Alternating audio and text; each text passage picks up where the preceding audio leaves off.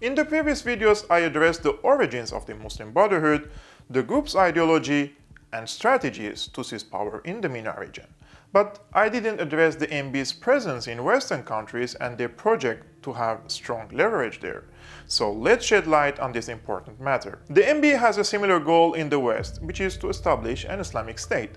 But the strategy differs in the United States and Europe because the Islamist group believes it is still premature to conquer the West. Therefore, the MB adopts a step-by-step strategy until it is strong enough to project its full power. In this regard, I would like to bring your attention to a controversial document that all Western people should be concerned with. A notable MB document called The Project. The document was found in a raid by the Swiss authorities in November 2001, 2 months after 9/11, on a luxury villa owned by Youssef Nada, director of the Bank of Taqwa and one of the major MB financial leaders. It includes 24 ways the Islamist group seek to control Western countries. Although discussion regarding the content of this document has been limited to the top secret word of Western intelligence communities, Swiss journalist Sylvain Besson published in October 2005 critical information regarding the project in his book, The Conquest of the West, the Islamists' Secret Project. One Western official cited by Besson described the project as a totalitarian ideology of infiltration, which represents in the end the greatest danger for European societies. What makes the project so unique and dangerous is that it represents a flexible, multi-phased, long-term approach to the cultural invasion of the West, calling for the utilization of various tactics ranging from immigration, infiltration, surveillance, propaganda, protest, deception, political legitimacy, and terrorism.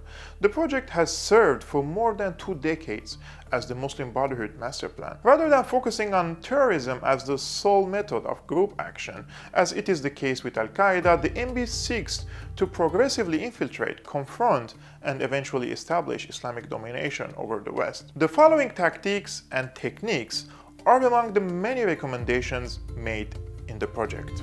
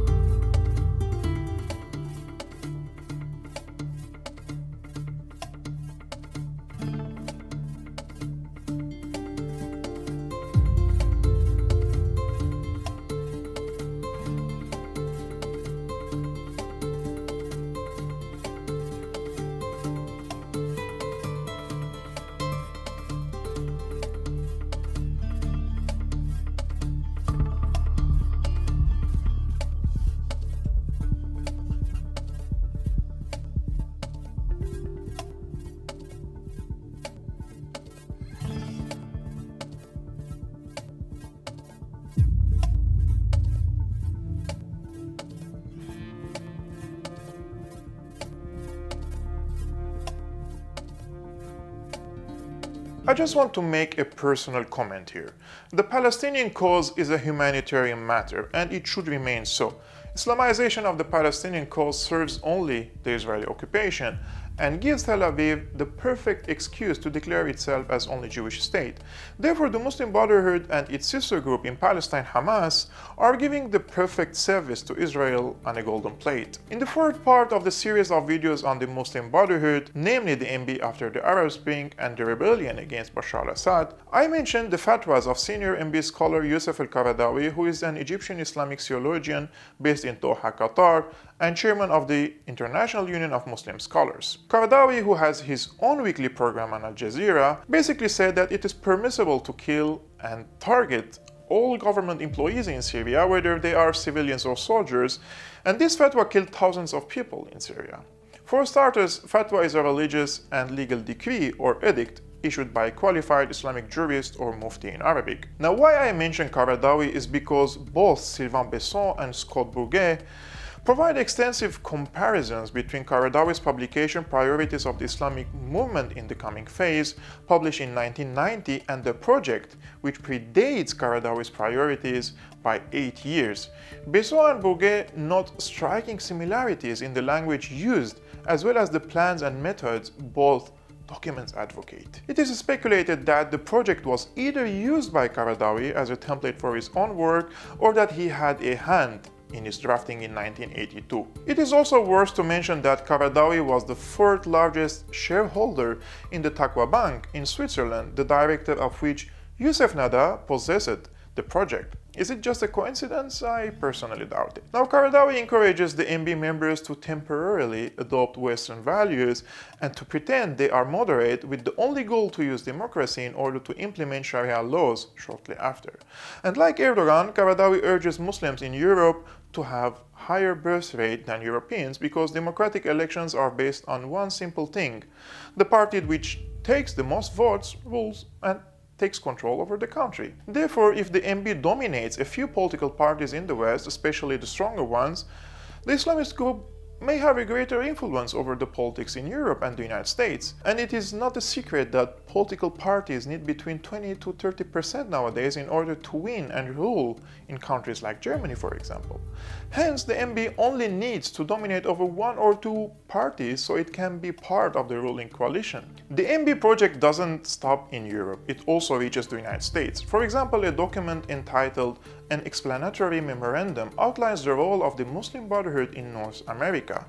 The stunning 18-page document, which was written in 1991, was recovered in an FBI raid on an Islamist's house in suburban Washington, D.C. The document states that, quote, "The process of settlement is a civilization jihadist process, with all the word means. The Muslim Brotherhood must understand that their work in America is a kind of grand jihad in eliminating and destroying the Western civilization from within and sabotaging its miserable house by their hands and the hands of the believers so that it is eliminated and God's religion is made victorious over all other religions." The document adds that without this level of understanding, MB sympathizers are not up to this challenge and have not prepared themselves for jihad yet.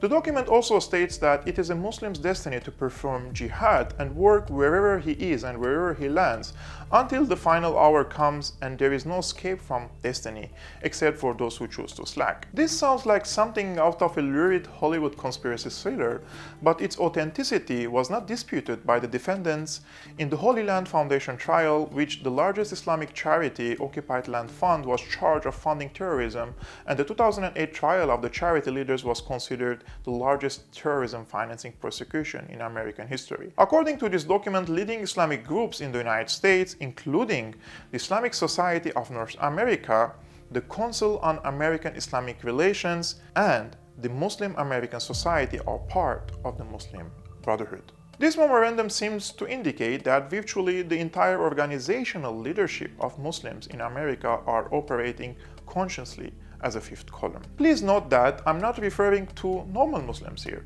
I'm specifically pointing to Muslim Brotherhood organizations, its leadership, and its popular base. In this regard, I want to call attention to a very important book titled Holy White Lies: The Muslim Brotherhood in the West, which was published in 2018 by Sameh Egyptson, a Swedish researcher of Egyptian origins at the Swedish University of Lund. Egyptson reveals the strategy of the Muslim Brotherhood to assert its influence over major governmental and non-governmental institutions in the West through lies, deception, and double-speaking. The title of the book is taken from a fatwa issued by Yusuf al-Qaradawi and posted on his personal webpage, telling Muslims that it is okay for them to lie. Quote, "Among the properties of Islam is that it combines idealism and pragmatism. Islam is the method of God who knows from the nature of life and the needs of the people that which made him license the telling of lies in certain situations out of consideration for human nature and appreciation for their pressing needs and urgencies." Qaradawi justifies this by referring to the proposal of Abu Hamid al-Ghazali in his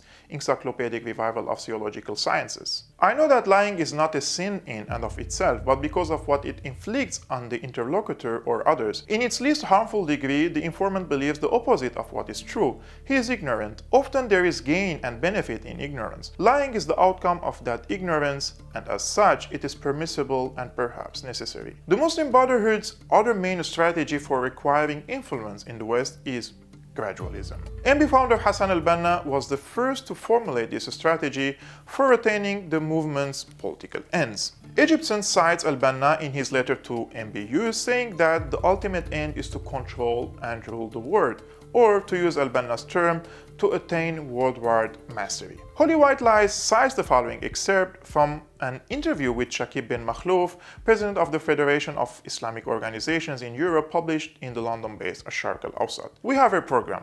We have an agenda for the next 20 years, and a short-term plan, a middle-term plan, and a long-range plan." He adds, "Our presence in Western Europe is not so deeply rooted. I reckon it is only about 50 years old. Muslims should not accelerate things. It is sort of difficult to jump from the first to the 10th gear.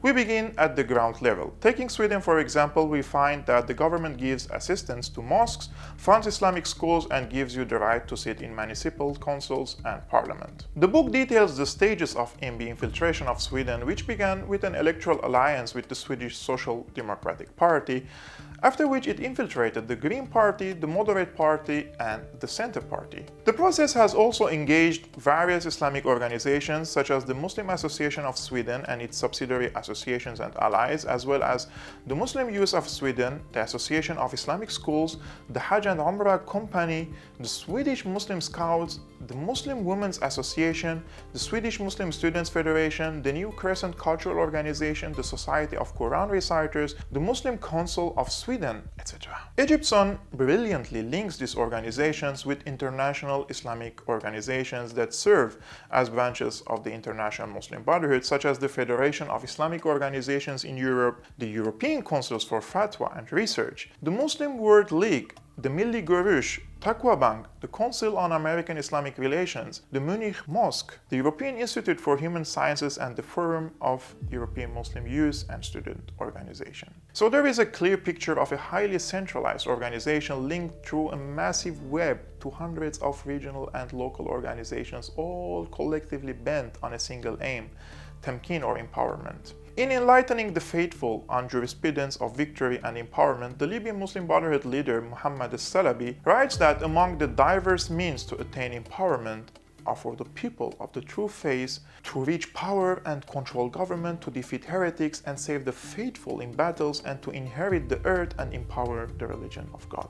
Al-Salabi goes on to maintain that one of the avenues to empowerment is to share power in non-Muslim countries, which is to say for Muslims to participate in governments with non-Muslims, with the ultimate aim of defeating the non-Muslims in the end, using, of course, democratic means towards this end. In other words, as Holy White Lies makes clear, the Muslim Brotherhood's ideology and strategy are founded on the arts of deception. This is something not yet realized by Western societies, which have opened their doors to those organizations that work so stealthily to eliminate non-Muslim societies. In conclusion, the MB, which was founded in Egypt in 1928 by Hassan al-Banna, is the most influential Islamist organization in the world, with a mission to topple all non-Islamic governments which rule by Islamic law or Sharia. The MB in its laws states that the Islamic nation must be fully prepared to fight the tyrants and the enemies of Allah as a prelude to establish the Islamic State. Therefore, the MB agenda is no different than that of Al-Qaeda or ISIS.